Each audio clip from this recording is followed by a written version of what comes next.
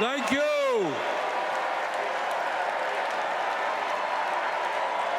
Thank you. My fellow Americans, it is an honor.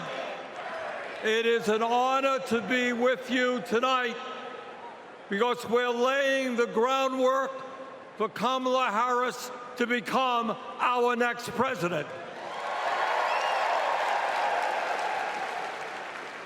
And let me tell you why that is so important. I want you all to remember where we were 3.5 years ago. We were in the midst of the worst public health crisis in 100 years and the worst economic downturn since the Great Depression. 3,000 Americans were dying every day, and our hospitals were overwhelmed with COVID patients. All across the country, businesses were shutting down. Unemployment was soaring. Workers were losing their health insurance. Schools were closing. State and city budgets were running out of money.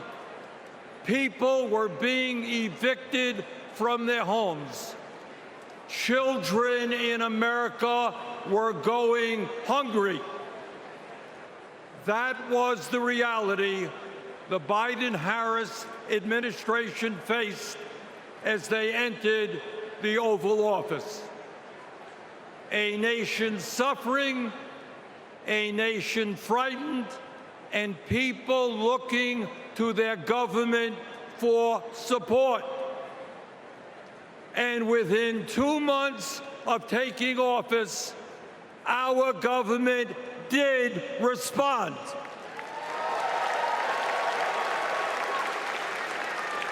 We passed the American Rescue Plan, which provided $1,400 for every man, woman, and child in the working class. We extended and expanded benefits for the unemployed. We provided emergency assistance for small businesses to stay open. We guaranteed health care coverage to tens of millions of Americans through one of the largest expansions of Medicaid in history. We provided rent relief and mortgage assistance, which prevented tenants and homeowners from being evicted. We established emergency food programs for hungry children and the elderly, and protected the pensions of millions of union workers and retirees from being slashed by up to 65%. Oh, and by the way, we cut childhood poverty by over 40% through an expanded child tax credit. Thank you, President Biden. Thank you, Vice President Harris. Thank you, Democratic Congress.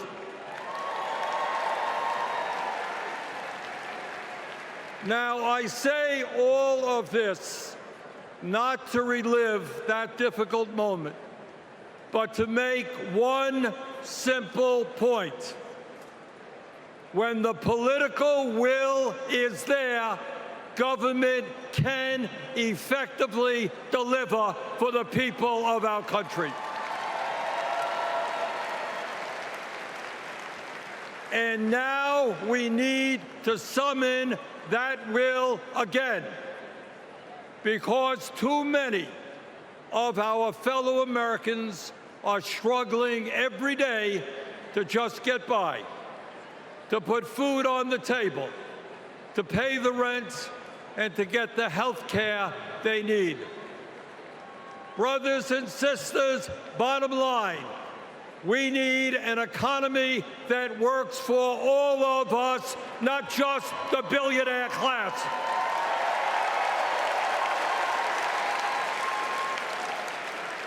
My fellow Americans, when 60% of our people live paycheck to paycheck, the top 1% have never, ever had it so good.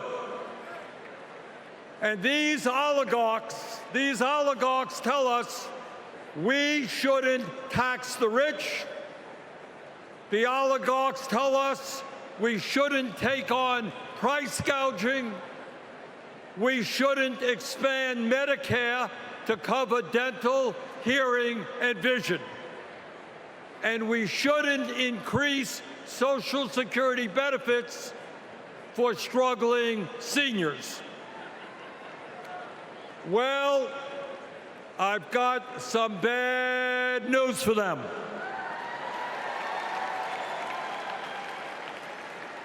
That is precisely what we are going to do.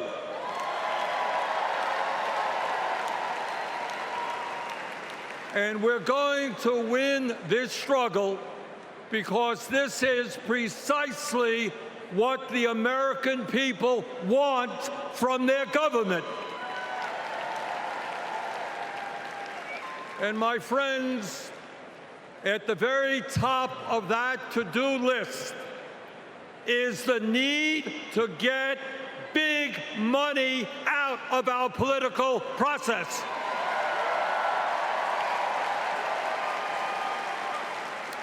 Billionaires in both parties should not be able to buy elections, including primary elections.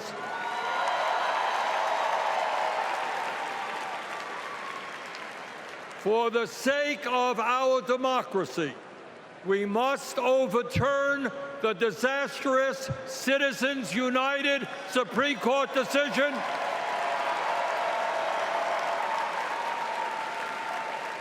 and move toward public funding of elections. And let me tell you what else we must do. We need to join the rest of the industrialized world and guarantee health care to all people as a human right, not a privilege. We need to raise the minimum wage to a living wage.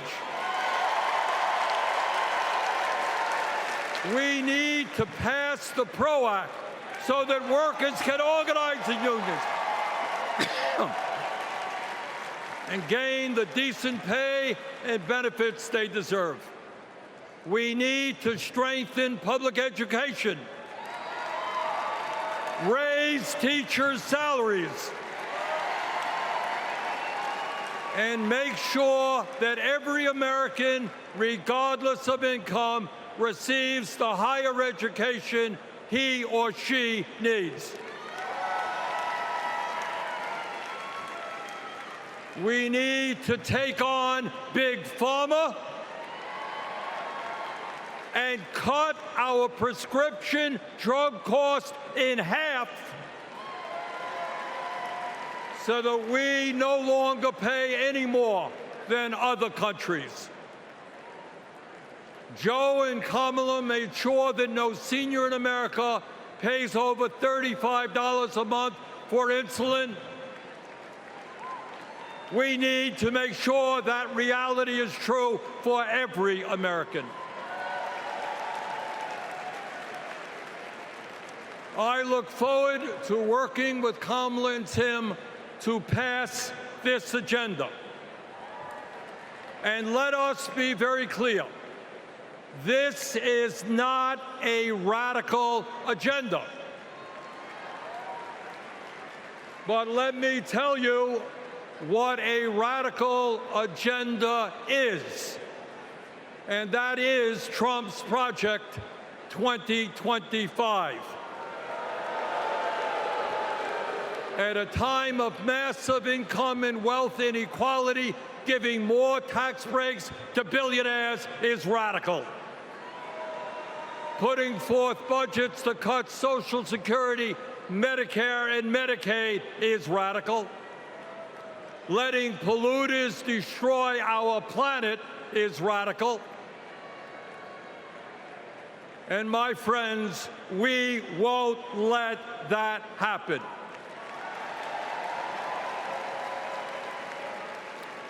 Fellow Americans, in the last 3.5 years, working together, we have accomplished more than any government since FDR. But much, much more remains to be done.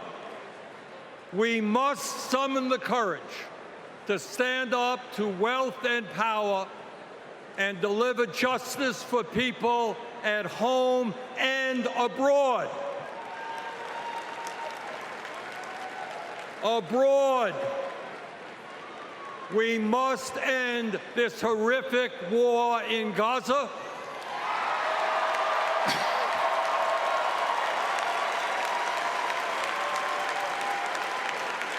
Bring home the hostages and demand an immediate ceasefire.